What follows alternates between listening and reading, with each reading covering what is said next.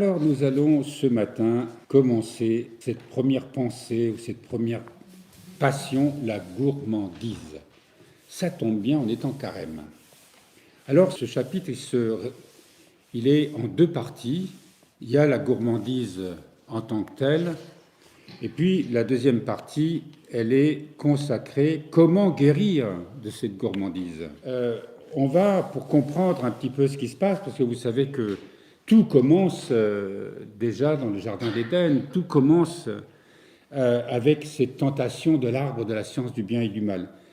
Si vous voulez, et vous le voulez, on va lire ce passage qui commence dans le début du livre de la Genèse, au chapitre 2. Donc, Adam vient d'être créé. Alors, il y a deux parties. Vous savez qu'il y a deux récits de la chute dans le livre de la Genèse. Donc, Yahvé, Dieu, prit l'homme et l'établit dans le jardin d'Éden pour le cultiver et le garder. Tu peux manger de tous les arbres du jardin, mais de l'arbre de la connaissance du bien et du mal, tu ne mangeras pas, car le jour où tu en mangeras, tu deviendras passible de mort. Yahvé, Dieu dit, il n'est pas bon que l'homme soit seul, il faut que je lui fasse une aide qui lui soit assortie. Yahvé, Dieu, modela encore du sol toutes les bêtes sauvages et tous les oiseaux du ciel, et les amena à l'homme pour voir comment celui-ci les appellerait. Chacun devait porter le nom que l'homme lui aurait donné. Petite précision, c'est que nommer, c'est connaître.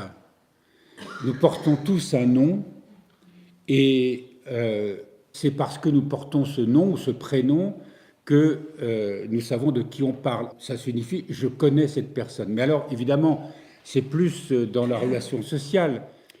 L'homme donc donna des noms à tous les bestiaux, aux oiseaux du ciel et à toutes les bêtes sauvages, mais pour un homme, il ne trouva pas l'aide qui lui fut assortie. Alors Dieu fit tomber une torpeur sur l'homme qui s'endormit. Il prit une de ses côtes et referma la chair à sa place. Puis de la côte qu'il avait tirée de l'homme, Yahvé façonna une femme et la mena à l'homme. Alors celui-ci s'écria, « Pour le coup, c'est l'os de mes os et la chair de ma chair. Celle-ci sera appelée femme, car elle fut tirée de l'homme, celle-ci. C'est pourquoi l'homme quitta son père et sa mère et s'attache à sa femme, et ils deviennent une seule chair. Or, tous deux étaient nus, l'homme et sa femme, et ils n'avaient pas honte l'un devant l'autre. Le serpent était le plus rusé de tous les animaux des champs que Yahvé avait fait.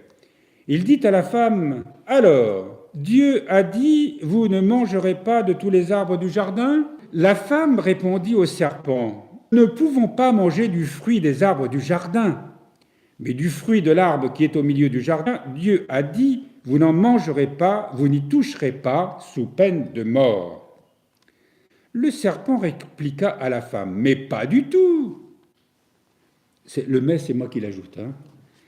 Pas du tout, vous ne mourrez pas. Mais Dieu sait que le jour où vous en mangerez, vos yeux s'ouvriront et vous serez comme des dieux qui connaissent le bien et le mal. La femme vit que l'arbre était bon à manger et séduisant à voir, et qu'il était, cet arbre, désirable pour acquérir le discernement. Elle prit de son fruit et mangea. Elle en donna aussi à son mari qui était avec elle, et il mangea. Alors leurs yeux à tous deux s'ouvrirent, ils connurent qu'ils étaient nus, ils cousirent des feuilles de figuier et se firent des pagnes. On va s'arrêter là. Alors, il y a des aspects de ce récit, évidemment, que l'auteur de ce livre a étudié et qui me paraissent moins intéressants. La première, c'est, d'abord, il y a la nécessité de manger pour nous tous, on est bien d'accord. Si on ne mange pas, eh bien, on ne vit pas. Il y a dans l'histoire des vies miraculeuses, mais ça, c'est autre chose. Vous savez, comme c'est stigmatisé. La dernière que nous connaissons, comme Marthe Robin, qui ne mangeait pas, elle se nourrissait uniquement de la communion, c'est-à-dire une petite hostie, et ce qui, évidemment, est absolument impossible. La nécessité pour nous de manger est absolument vitale. Mais qu'est-ce que manger? Et l'auteur nous dit, l'hébreu nous permet d'être très précis. Manger, c'est faire un avec tout ce que l'on ingère.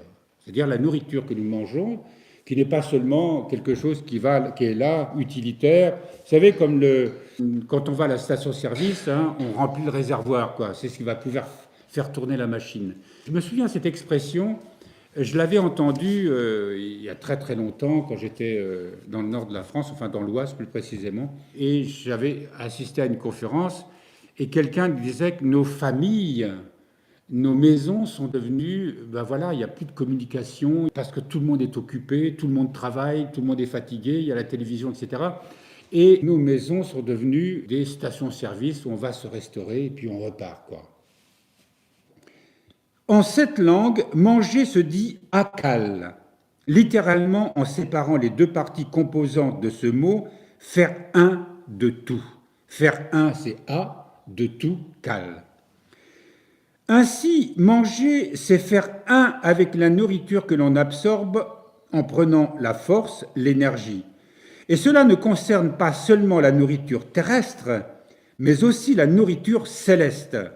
Car si la vie du corps subsiste grâce à une nourriture terrestre, la vie de l'âme dépend d'une manière analogue d'une nourriture spirituelle.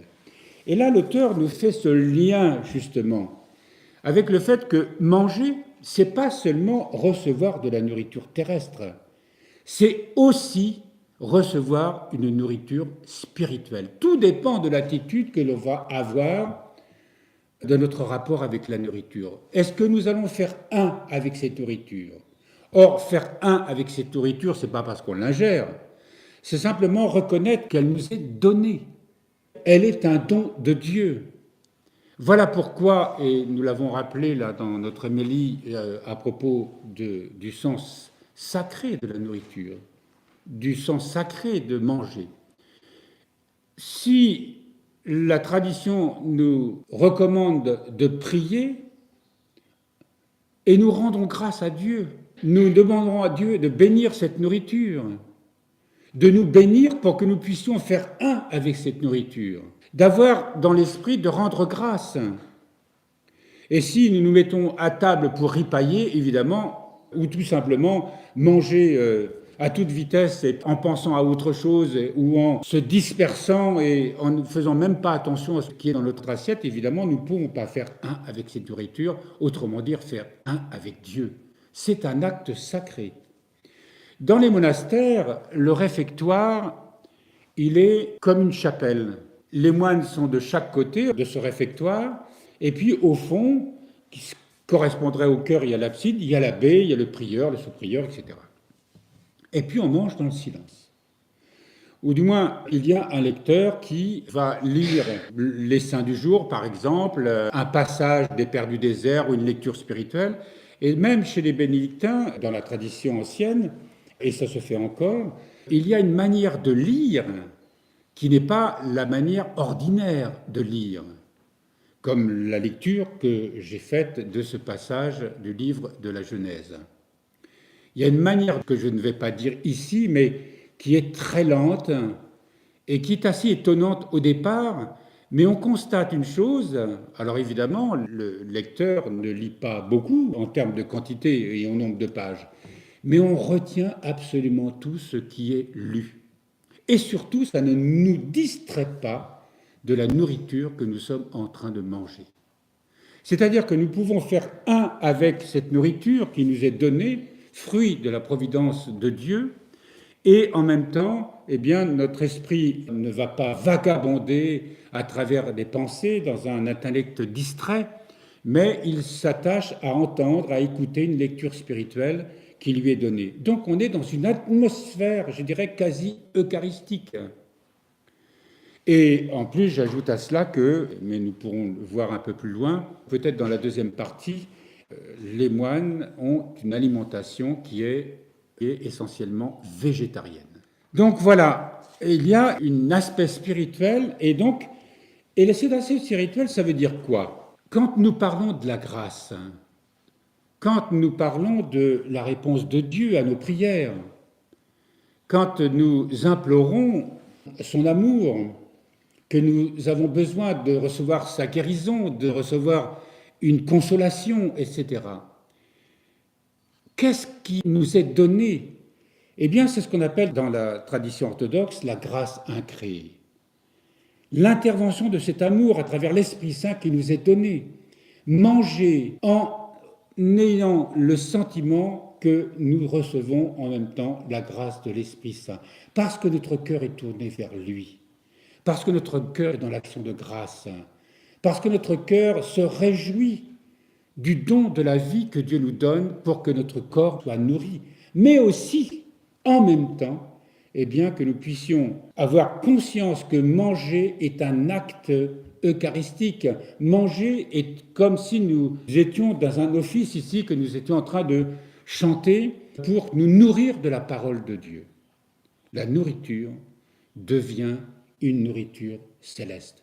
Mais si c'est tout le contraire qui se passe, que nous sommes dispersés, qu'on rigole, etc., qu'on n'a même pas conscience, vous savez, je me souviens déjà quand il y a près de 50 ans, on disait, alors je ne sais pas où en sont les chiffres aujourd'hui, mais on disait un tiers du pain acheté le matin se retrouve dans la poubelle le soir.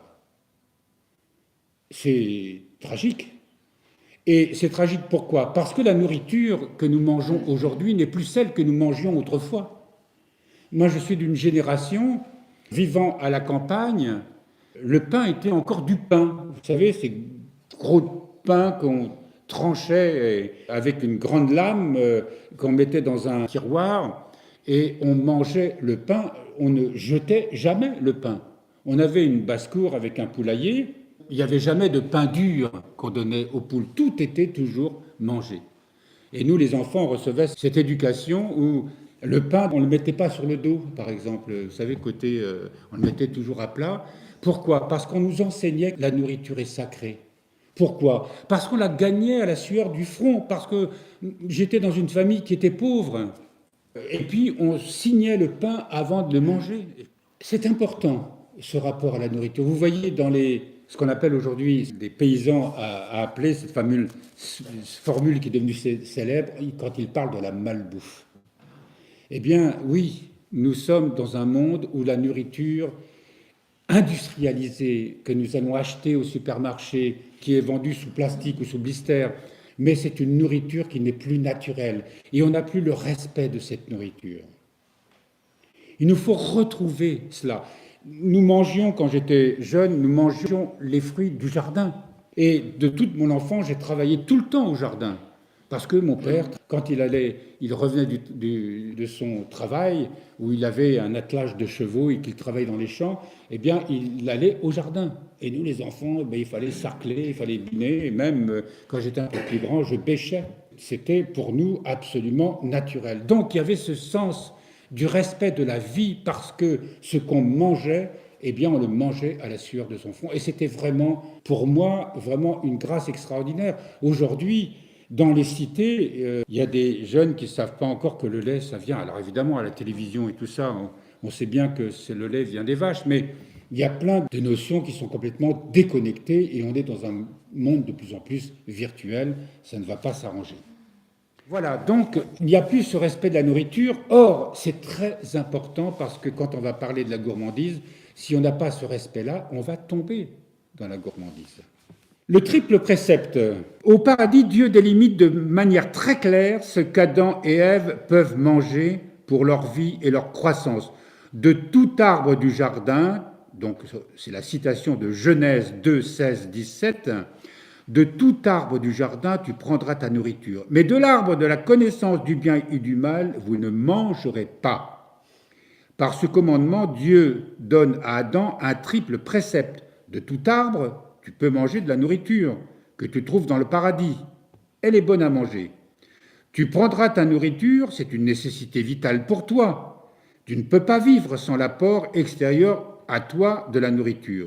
Mais de l'arbre de la connaissance du bien et du mal, vous ne mangerez pas, ni toi, ni Ève. Alors ça, c'est l'auteur qui l'ajoute. Je mets une limite absolument à votre désir, une seule, un seul arbre vous est interdit. L'interdit de l'arbre de la connaissance du bien et du mal, comme nous l'avons vu dans l'introduction de ce livre, se comprend comme une limite fondamentale posée par Dieu à l'être humain. Elle est un rappel constant de la place de la créature face à son Créateur.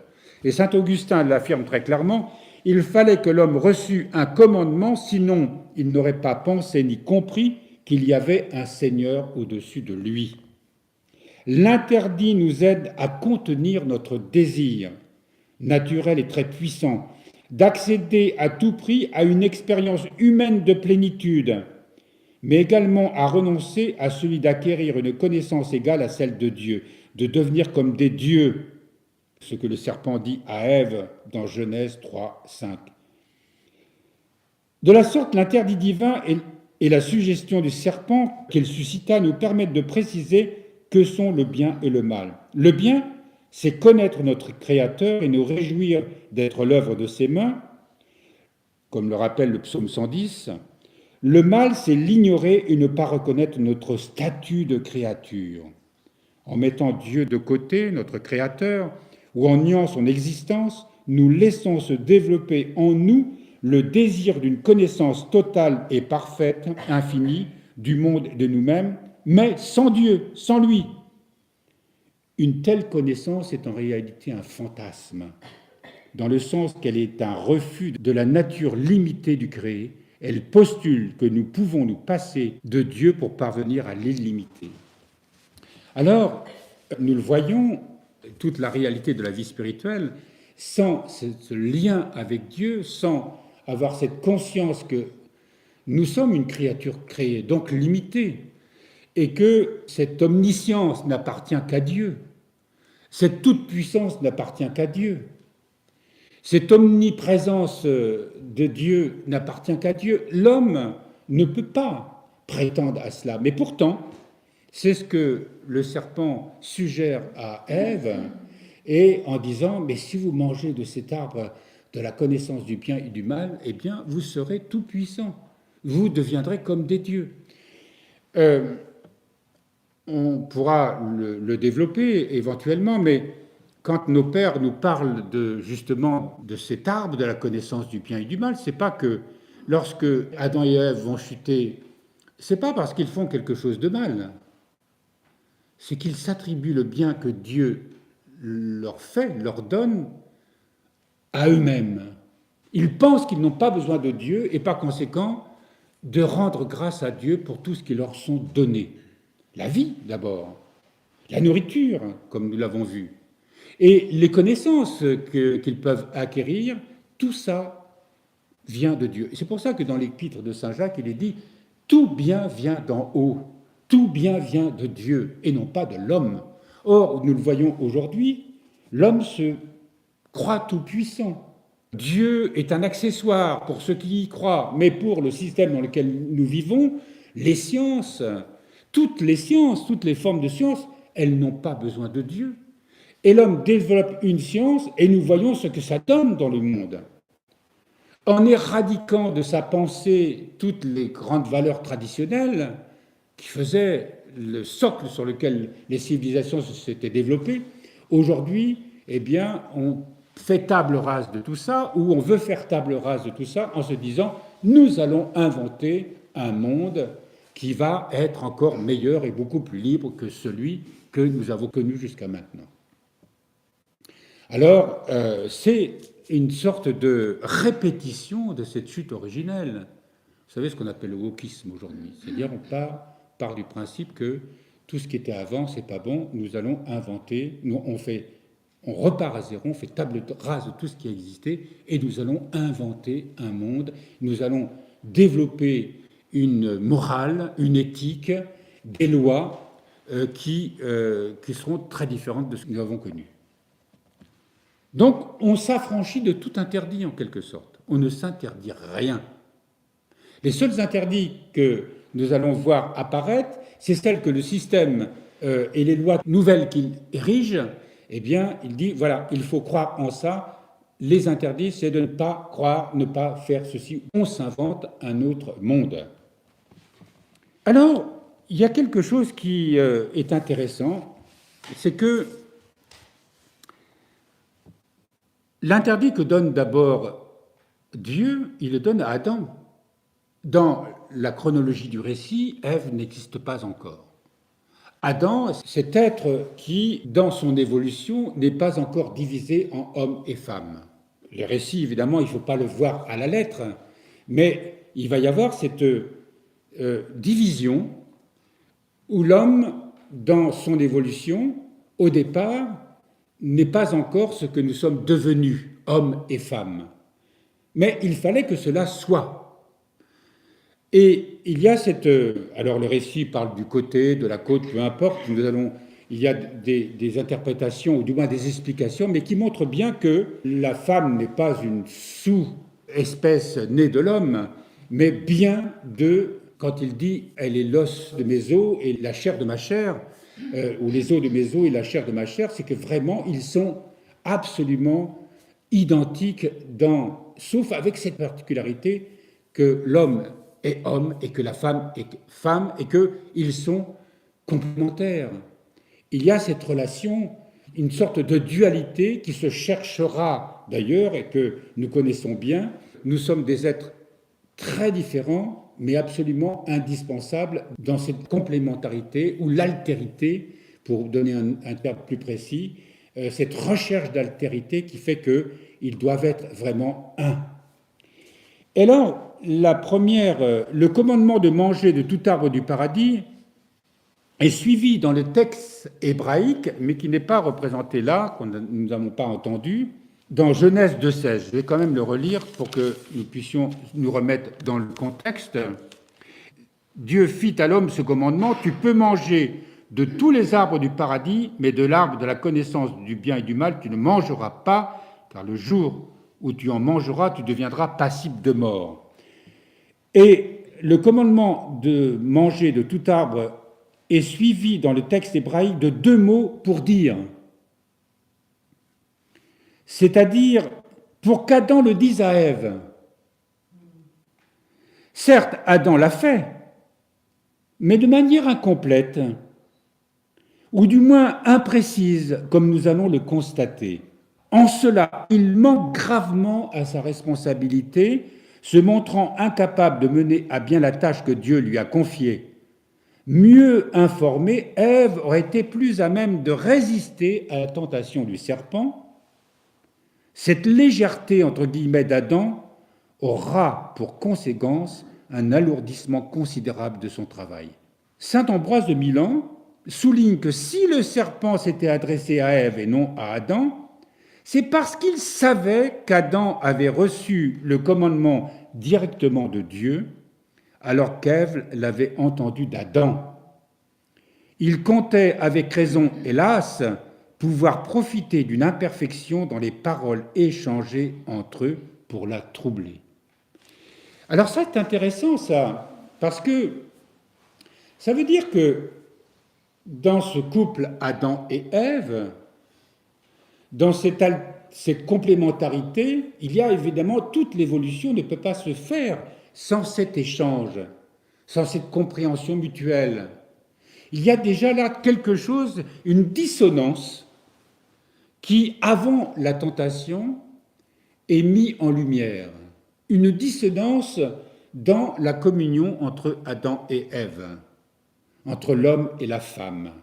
Ce que rappelle saint Ambroise de Milan, c'est quand même un des pères d'Occident très, très anciens, des premiers siècles. Il souligne cet aspect-là aussi, qui n'est pas souvent mis en lumière. Je le découvre à travers la méditation de ce livre. Et on le voit un peu plus loin, parce que Ève, quand elle va être séduite par le serpent, on se rend compte que la manière dont elle décrit les arbres du jardin, c'est quelque chose de pas très précis. Elle se trompe même. Elle ne ment pas. Mais la façon dont le diable et le serpent s'adressent à elle, on va le voir dans la méditation suivante. Le serpent joue sur le désir d'infini, sur l'interdit qui en marque la limite. Il attire l'attention d'Ève sur les arbres du jardin et lui dit, de manière ambiguë, parce que lui il est toujours très ambigu, pourquoi Dieu a-t-il dit « Ne mangez pas de tout arbre dans le jardin » Il modifie ainsi les paroles que Dieu a dites à Adam, que seul l'arbre de la connaissance du bien et du mal lui est interdit. Parce que là, le diable dit « Pourquoi Dieu a-t-il dit « Ne mangez pas de tout arbre dans le jardin » Il pose une question. Comme nous l'avons entendu, seul l'arbre de la connaissance du bien et du mal lui est interdit. Mais le diable, en posant la question, dit tous les arbres du jardin. Il noie un peu la chose, mais sans mentir, car poser une question n'est pas mentir. Ève lui répond en reprenant les paroles qu'elle a reçues d'Adam. Les paroles qu'elle a reçues d'Adam. De tout arbre du jardin, tu prendras ta nourriture, mais de l'arbre de la connaissance du bien et du mal, vous ne mangerez pas. Mais en les déformant deux fois, en effet, elle dit au serpent, du fruit des arbres du jardin, nous mangerons, mais du fruit de l'arbre qui est au milieu du jardin, Dieu a dit, vous n'en mangerez pas et ne le touchez pas, de peur que vous ne mouriez. Alors, d'abord, elle place l'arbre de la connaissance du bien et du mal au milieu du jardin, ce qui n'est pas vrai, puisque le seul arbre qui est au milieu du jardin, c'est l'arbre de vie. De tous les arbres du jardin, il pouvait manger, de l'arbre de vie, évidemment, puisque l'arbre de vie, nous le savons, c'est cette communion avec Dieu. C'est cette nourriture divine que nous évoquions tout à l'heure quand on parlait de la nourriture et la manière dont nous allions prendre la nourriture. Elle place cet arbre de la connaissance du bien et du mal au milieu du jardin, ce qui montre bien, l'auteur nous le dit, que déjà elle le convoite dans son cœur, elle le trouve agréable. La première déformation consiste à situer l'arbre de la connaissance du bien et du mal au milieu du jardin, alors que, comme nous l'avons vu dans l'introduction de ce livre, c'est l'arbre de vie qui s'y trouve. C'est ce qui est précisé dans le livre de la Genèse, au chapitre 2, verset 9. Au milieu, je reprends, Yahvé, Dieu, planta un jardin en Éden, à l'Orient, et il mit l'homme qu'il avait modelé. Yahvé, Dieu, fit pousser du sol toute espèce d'arbres séduisants à voir et bons à manger, et l'arbre de vie au milieu du jardin. Et l'arbre de la connaissance du bien et du mal, mais celui-là, on ne dit pas où il est.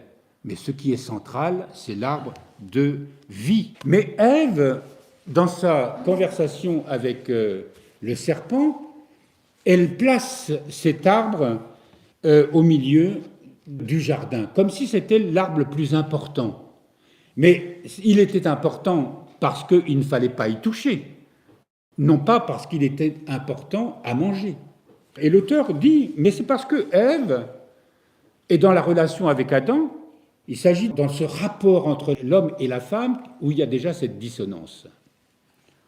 Adam, dans sa relation avec Ève, et dans cette vision qu'ils avaient finalement l'un et l'autre, de l'importance de bien placer cet arbre de vie au milieu du jardin, et pas du tout cet arbre de la connaissance du bien et du mal. Ève ne semble pas mesurer l'importance de cette imprécision, comme si l'interdit divin prenait subrepticement la place centrale du don de la vie. La seconde déformation consiste à ajouter l'interdiction de manger, celle de toucher, ce qui n'est pas dit dans les... Elle pense, elle, que même le toucher, cet arbre de la connaissance du bien et du mal. Profitant de cette inexactitude, le serpent lui assure que manger de cet arbre n'entraînera pas la mort, contrairement à ce que Dieu a dit à Adam. Alors, il y a les rabbins dans les premiers siècles qui ont évidemment étudié cela. Et pour prouver ces dires, commente Rabbi Iya, c'est un rabbin qui a vécu entre le 2e et le 3e siècle. Il dit, en fait, le serpent saisit Ève, la bouscule contre l'arbre, lui fait toucher l'arbre. Et il lui dit, tu vois bien, t'es pas morte. Il t'a indiqué que si tu touchais cet arbre, même y toucher, ça provoquait la mort, eh bien, tu vois bien que tu n'es pas morte. Donc, si tu n'es pas morte en la touchant, donc en le mangeant, tu ne mourras pas non plus. Alors, évidemment, ce sont des études, mais c'est quand même intéressant. Alors, l'argument du serpent, lui, est de dire à Ève que, évidemment, quand vous allez manger ça, eh bien, vous serez comme des dieux. Il éveille en elle le désir illusoire d'être égal à Dieu.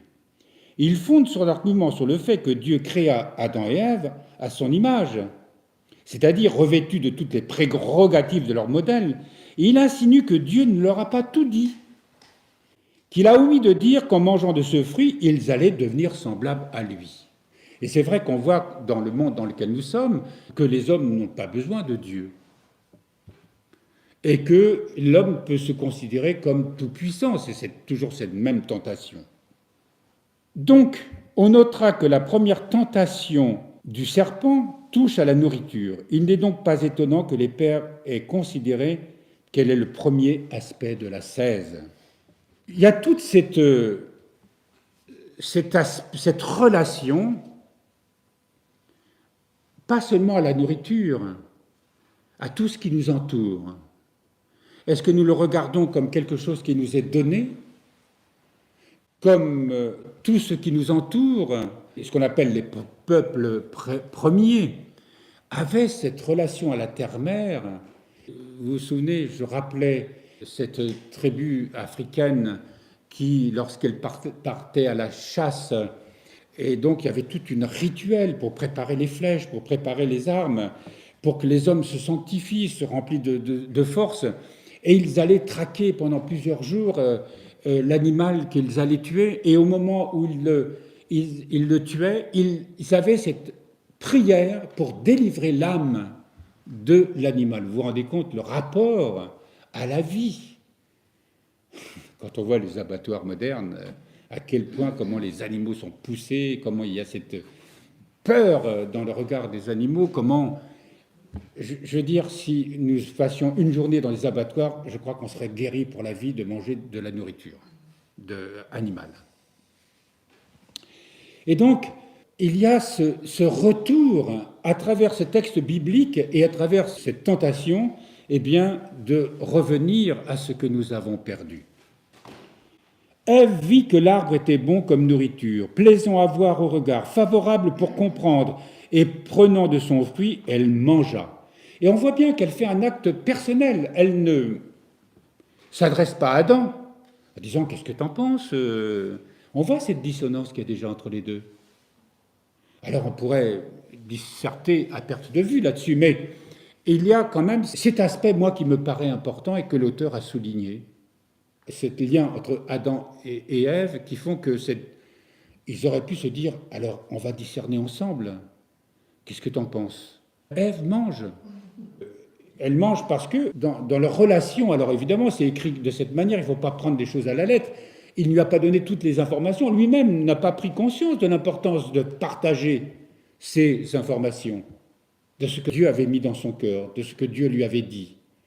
Dans le récit qui est donné, on voit bien que Ève, ce qu'elle dit de cet arbre, de la connaissance du bien et du mal, ce qu'elle dit de l'arbre de vie, ce qu'elle dit en tout cas de tous les arbres du paradis, eh bien, on voit que elle déforme et elle n'en a en tout cas pas la même vision. Alors, on va prendre cette dissonance entre les deux que le serpent va exploiter.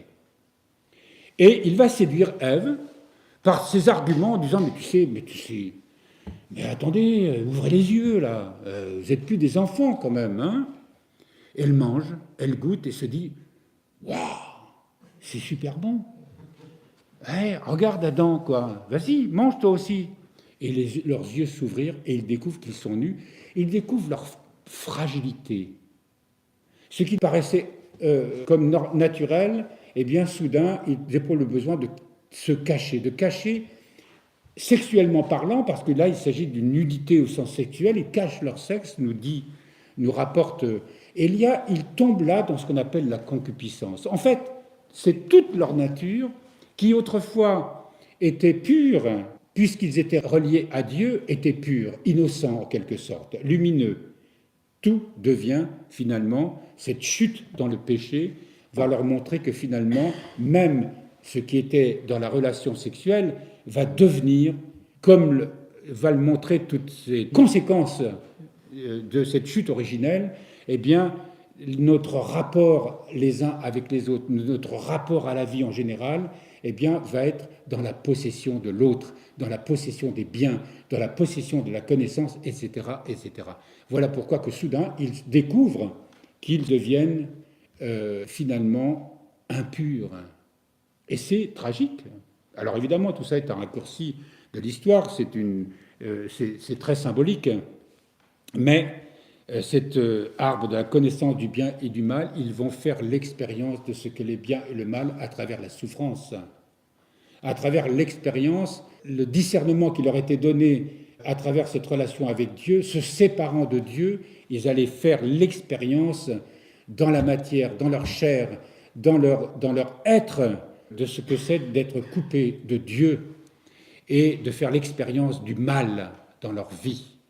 Et c'est en faisant l'expérience de ce mal qu'ils vont prendre conscience peut-être de l'importance de ce qu'ils ont perdu.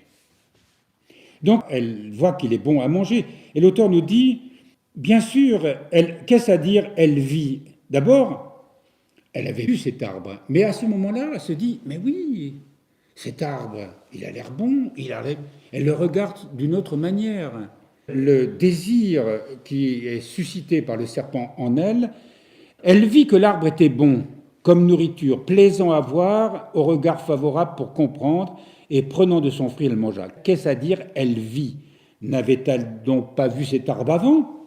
Bien sûr, elle l'a vu, mais prenant en considération les paroles du serpent, elle regarde l'arbre avec d'autres yeux, ceux de la convoitise. Elle voit alors qu'il est bon comme nourriture, fascinée à l'idée de devenir comme des dieux, selon ce que le tentateur vient de lui dire. Elle pense qu'en mangeant de ce fruit, cette promesse se réalisera, et le désir d'y goûter s'éveille en elle. Plaisant à voir au regard, elle est subjuguée par sa splendeur. Elle se sent attirée par les nouvelles et merveilleuses jouissances que cet arbre garantit de lui procurer. Elle se dit qu'elle peut décidément faire confiance au trompeur. Favorable pour comprendre, je reprends les mots de ce que nous dit la Bible, favorable pour comprendre, émerveillée à la pensée qu'elle va être comblée immédiatement par la connaissance du bien et du mal. Elle brûle d'acquérir cette prodigieuse sagesse et de profiter de ce qu'elle imagine être une connaissance totale, intense et parfaite. Et prenant de son fruit, elle mangea. Séduite, elle s'empare du fruit. Elle découvre alors le plaisir de manger et l'intense délectation qui l'accompagne, la gourmandise.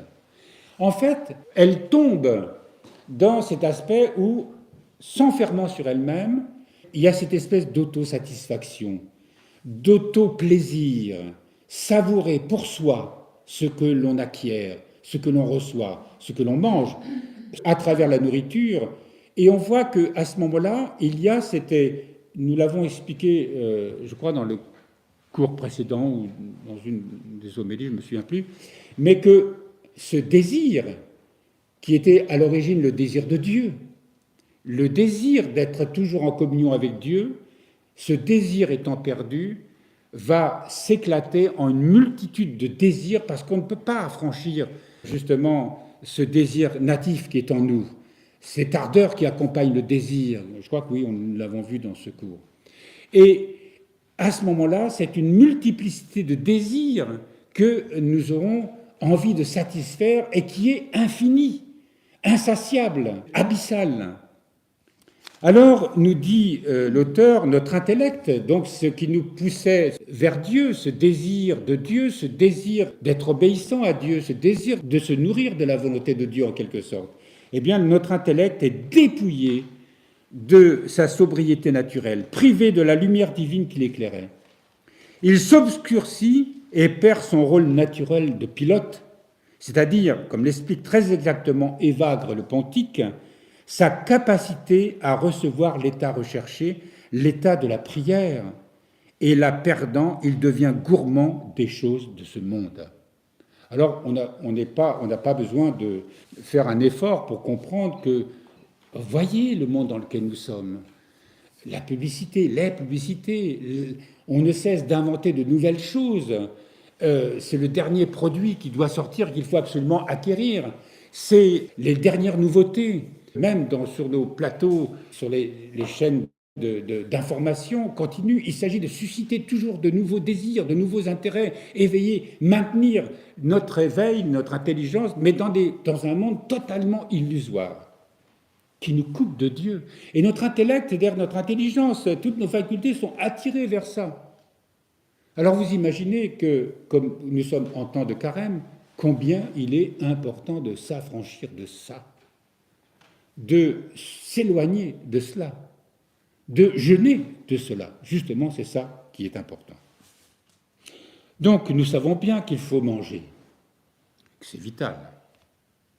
Saint Jean Chrysostome dit que l'usage modéré des aliments est très utile à la santé du corps et à l'équilibre de l'âme, mais à l'opposé, l'excès dans le manger et le boire brise l'énergie du corps et détruit la santé de l'âme. Alors en plus, vous savez, les maladies viennent justement, essentiellement, de ce que nous mangeons mal, de ce que la nourriture est une nourriture industrielle qui n'est pas bonne pour le corps. L'usage immodéré du sucre, ou même du sel, mais de tous les produits, les molécules de synthèse qui sont aussi intégrées à la nourriture. Et qui fait que cette nourriture n'est pas bonne pour le corps. Comme nous achetons cette nourriture, nous ne nous rendons pas compte que cette nourriture n'est plus vraiment celle que la terre nous donne. Est-ce que nous pensons que tout ce que Dieu donne à travers les graines des plantes, cette culture traditionnelle, nous inventons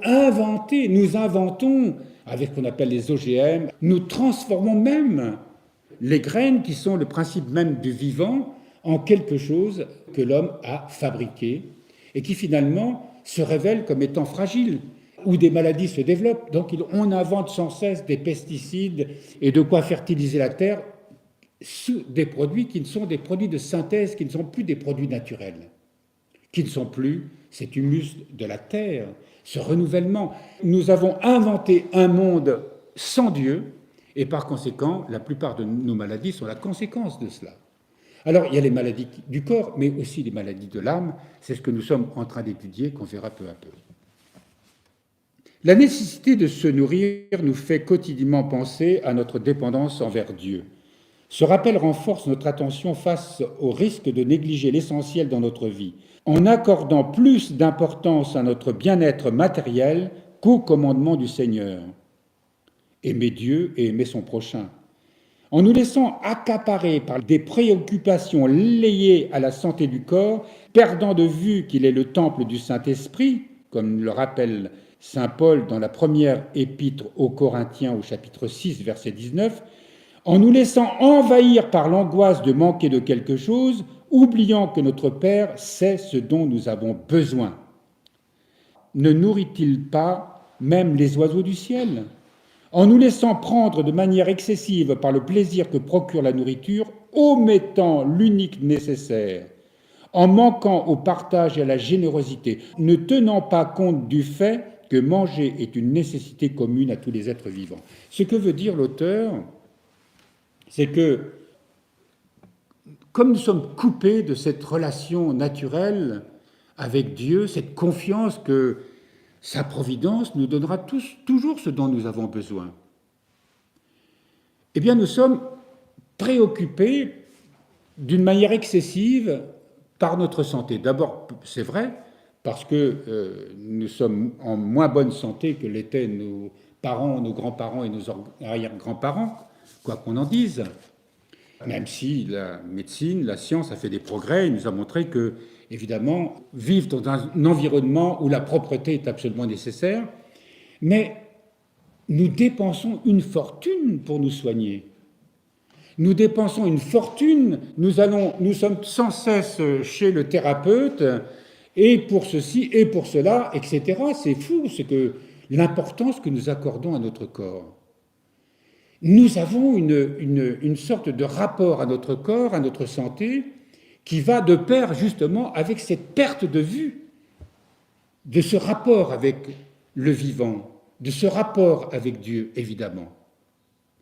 L'auteur nous dit là que, puisque nous avons perdu ce sens de ce rapport avec la nourriture, eh bien, il y a des tas de conséquences qui font que nous sommes inquiets de notre santé, parce que nous sentons que nous ne sommes pas en phase dans ce rapport avec la nourriture. La bonne nourriture, j'entends. Nous sommes dans notre rapport aux choses, dans la recherche d'une certaine jouissance, de plaisir, puisque c'est prendre du plaisir à la vie, comme on dit communément. Il n'est pas interdit de prendre du plaisir, mais prendre du plaisir, c'est respecter la nourriture que nous recevons, rester, même les biens matériels, quels qu'ils soient, en rendant grâce. Ce n'est pas la même chose. Je me réjouis des dons de Dieu, je peux sentir qu'un repas est bon, et je me réjouis qu'il soit bon, et je me réjouis qu'il me nourrisse, mais dans un rapport avec Dieu où je lui rends grâce, ce n'est pas la même chose. Sinon, je vais m'enfermer dans un univers où le seul rapport que j'ai aux choses, c'est le plaisir que je recherche et qu'il me donne. La gourmandise. La tentation de la gourmandise se manifeste de différentes manières, notamment lorsque nous observons en nous une tendance à avancer l'heure fixée pour les repas et à manger entre les repas. Vous savez, si on est gourmand, au lieu d'attendre le repas, « Oh, tiens, j'ai une petite faim, je vais aller prendre quelque chose dans le frigo. » Bref, vous savez, c'est ce qu'on appelle la boulimie, qui finissent par nous transformer en boule d'ailleurs. Nous nous rassasions de nourriture au-delà du nécessaire, quels que soient les aliments que nous mangeons, au lieu de se dire, tiens, j'ai le ventre plein, mais non, j'ai envie de dire, je vais reprendre un peu là. Et vous savez, quand on est invité, vous en reprendrez bien encore un peu, quoi. Alors évidemment, si vraiment ça peut faire plaisir, juste un petit peu, quoi. Mais si on a trouvé le plat bon, c'est un prétexte, mais bien sûr que j'en veux, quoi. Bon, après on va faire une bonne sieste, parce que nous nous rassasions de nourriture au-delà du nécessaire, quels que soient les aliments que nous mangeons. Ça, on connaît tous ça, plus ou moins. Nous recherchons une jouissance liée à des mets toujours plus raffinés et succulents. Nous accordons un soin extrême et une importance disproportionnée à la préparation de nos repas. Alors, c'est différent de la maman, de la mère de famille qui a ce sens qui prend du plaisir à faire un repas pour nourrir son mari ou pour nourrir ses enfants ou nourrir ses amis. Oui, ça c'est justifié. Après, il y a ceux qui se préparent en disant « Qu'est-ce que j'aime bien me taper la cloche après avec ça ». Nous nous hâtons de manger sans grand égard pour ce que nous absorbons. Ben oui, ça aussi. On bouffe. D'ailleurs, c'est à quelle heure la bouffe ? Vous savez, c'est rentré dans le langage, ça. On va bouffer. Et c'est symptomatique du rapport que nous avons à la nourriture. Nous mangeons en cachette alors qu'en public, nous mangeons avec modération. Il y a ceux qui jouent voilà, ça fait partie de ça, de ces espèces de mensonges par rapport à nous-mêmes, où on se dit, mais moi, vous savez, je suis et puis derrière, dans le tiroir, on cache des plaques de chocolat ou je ne sais pas quoi, quelle nourriture qu'on va manger entre les repas. Nous avons l'impression, tout en étant déjà rassasiés, d'avoir encore faim. Ça, c'est vraiment, j'en peux plus, mais c'est dommage que je ne puisse pas encore manger, quoi. Ayant beaucoup mangé, nous avons tendance à trop parler, car la langue prend vigueur grâce à l'abondance de nourriture, note saint Jean Climac. Vous me direz, que ce soit chez les hommes ou chez les femmes, il n'y a pas besoin d'avoir trop mangé pour trop parler. Mais aussi ça aide, l'excès de nourriture, le fait on se relâche, quoi. Nous faisons des réserves sans proportion avec nos besoins réels, par peur de manquer de nourriture en raison de l'annonce d'une famine, d'une épidémie ou d'une guerre, par exemple. Vous avez remarqué ? La gourmandise apparaît également en période de jeûne, lorsque nous avons de la peine à nous abstenir de nourriture, ce qui nous rend désagréables avec autrui et favorise la critique, le dénigrement, la méchanceté. Vous savez, quand on est... Alors, je jeûne, d'accord, parce qu'il faut jeûner, mais ça me met dans un état. Voilà. Et donc, mauvaise humeur, et alors on ne sait pas pourquoi, mais on en veut au monde entier de ne pas avoir la dose, l'addiction, parce que la nourriture est une addiction. Et nous sommes plus occupés à penser à ce que nous allons pouvoir manger après la fin du jeûne qu'à prier. Les conséquences, c'est le dernier paragraphe, les conséquences de la gourmandise. Lorsque nous mangeons sans discernement, notre corps en subit un dommage.